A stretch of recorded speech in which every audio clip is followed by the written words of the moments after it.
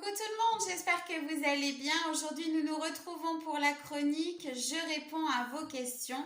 Le talent divin, qu'est-ce que c'est? En sommes-nous tous dotés? Eh bien, c'est la réponse que je vais vous donner maintenant. Vous connaissez certainement tous l'expression « nous avons tous un talent ». Eh bien, c'est vrai, nous avons tous un talent à l'intérieur de nous, il suffit juste de le trouver. Certains l'appellent aussi l'ikigai. Alors, qu'est-ce que cet ikigai, ce talent divin? Eh bien, c'est quelque chose qui est à l'intérieur de nous, qui est inné, c'est quelque chose qui génère en nous tout un tas d'émotions, qui met en avant un sens spirituel et qui nous aide après un travail introspectif, à le mettre au service de l'humanité. C'est aussi ce qu'on appelle l'épanouissement professionnel. Pourquoi est-ce que l'épanouissement professionnel arrive après l'épanouissement personnel? Parce qu'on travaille sur soi, on comprend notre vraie valeur et il y a tout un tas de choses qui se passent en nous. On découvre notre talent, pour ceux qui ne l'ont pas découvert jusqu'ici. On le met au service de l'humanité et on fait de sa passion son métier. Donc nous nous épanouissons aussi professionnellement. Mais ce talent divin est-il réservé qu'aux médiums? Ben non, bien sûr que non, et fort heureusement. Les sens spirituels, nous en avons tous. Certains ont tous les sens spirituels pour pouvoir travailler au niveau médiumnique et au niveau énergétique, et d'autres ont un sens spirituel ou deux qui vont se réveiller. Pourquoi? Pour mettre en avant leur talent divin et le mettre aussi au service de l'humanité. Par exemple, je suis créatrice de bijoux, on me commande un bijou et moi j'ai l'habitude de le faire dans mon atelier, tranquille, dans ma bulle. Je reçois la personne, je discute avec elle, elle veut un collier à une certaine taille mais n'a pas forcément une pierre précise, un design précis, elle me laisse vraiment carte blanche. Très bien, donc je m'enferme dans mon atelier, je me mets dans ma bulle et je commence à créer ce collier en pensant à la personne. Plus je vais penser à la personne, plus je vais créer, plus je vais faire mon métier, développer mon métier et plus je vais me rendre compte que mes mains commencent à chauffer, que des idées commencent à germer et arrivent comme ça, tout feu, tout flamme. Je vais activer ma clairsentience et je vais activer ma claire connaissance. La claire connaissance va arriver d'où? Eh bien, c'est simple, durant toutes nos vies antérieures, certainement que nous sommes passés par ce talent divin et que nous l'avons affiné de vie antérieure en vie antérieure. Notre âme, elle, se rappelle de ce métier, de cette passion, de ce talent qu'elle a façonné. Et aujourd'hui, elle vous renvoie toutes ces connaissances pour que vous puissiez le mettre au goût du jour de manière totalement contemporaine. Votre clairsentience, pourquoi? Eh bien parce que vous allez créer de vos mains avec énormément d'amour. Vous allez être dans votre bulle, donc automatiquement en canalisation.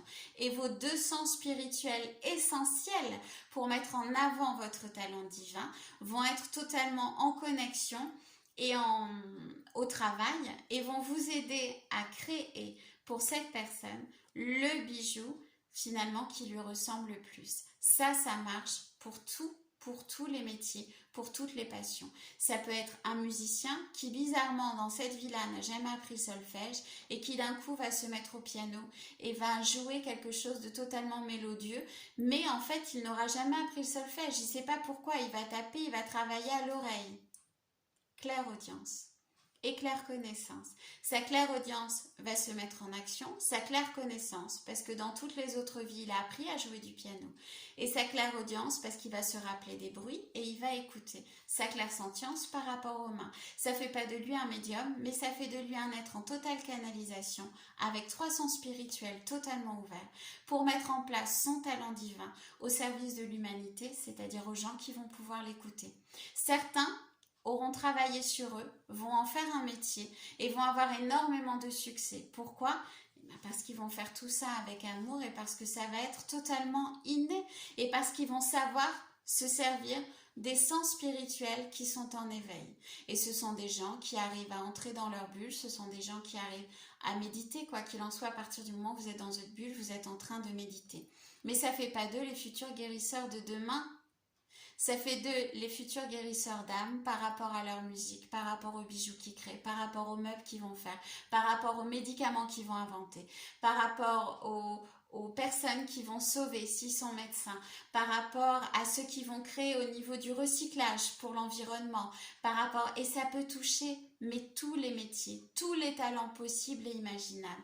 Ce n'est pas parce que vos mains chauffent ou parce que d'un coup vous sentez qu'il se passe des choses à l'intérieur de vous que vous êtes médium. Faites attention à ça.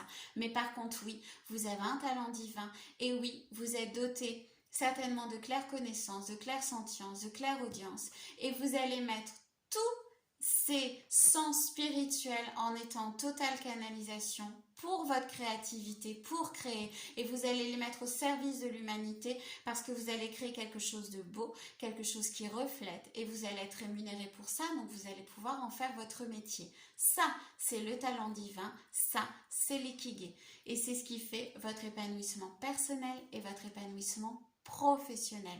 Nous sommes tous dotés d'un talent. Ça veut dire que nous avons tous des sens spirituels. C'est pas pour ça que demain, vous allez pouvoir ouvrir votre cabinet de médium. Et ça, j'y tiens. Parce qu'on est en train d'offrir tout un tas de formations à tout va, où on vous fait croire que demain, vous allez être guérisseur, mais les choses ne se passent pas comme ça.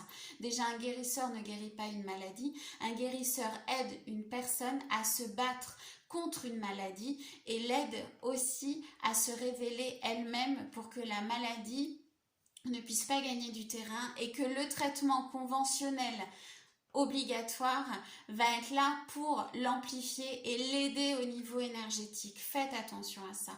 Moi, j'ai des gens qui, après avoir fait des stages de 2 jours, reviennent me voir en disant « Mais j'ai compris en fait, hein, je suis totalement médium, je peux guérir. » Mais peut-être, mais faites attention à ça. C'est peut-être aussi des sens spirituels qui sont en train de se réveiller pour vous amener vers votre talent divin, et votre talent divin n'est peut-être pas celui-là. Et si jamais vous partez vers une mauvaise route, faites attention. Vous avez quand même des personnes qui vont venir vous voir et qui vont être dans l'attente. Et si vous faites mal votre métier, ça va être aussi compliqué. Un talent divin, nous en avons tous. Vos sens spirituels vont se développer au fur et à mesure où vous allez développer ce talent divin, au fur et à mesure où vous allez travailler sur vous. Il n'est pas réservé qu'aux médiums et vous pouvez mettre ce magnifique talent que vous allez avoir en totale canalisation au service de l'humanité, en faire votre métier si vous le souhaitez et avoir un épanouissement totalement personnel et professionnel. Ça, c'est un talent divin, quel que soit le domaine. Je vous fais de très très gros bisous, j'espère avoir répondu à vos questions. Comme d'habitude, en barre d'inscription, vous avez toutes les infos si vous voulez me poser des questions. Je vous fais tout un tas de gros bisous et je vous dis à très vite. Au revoir.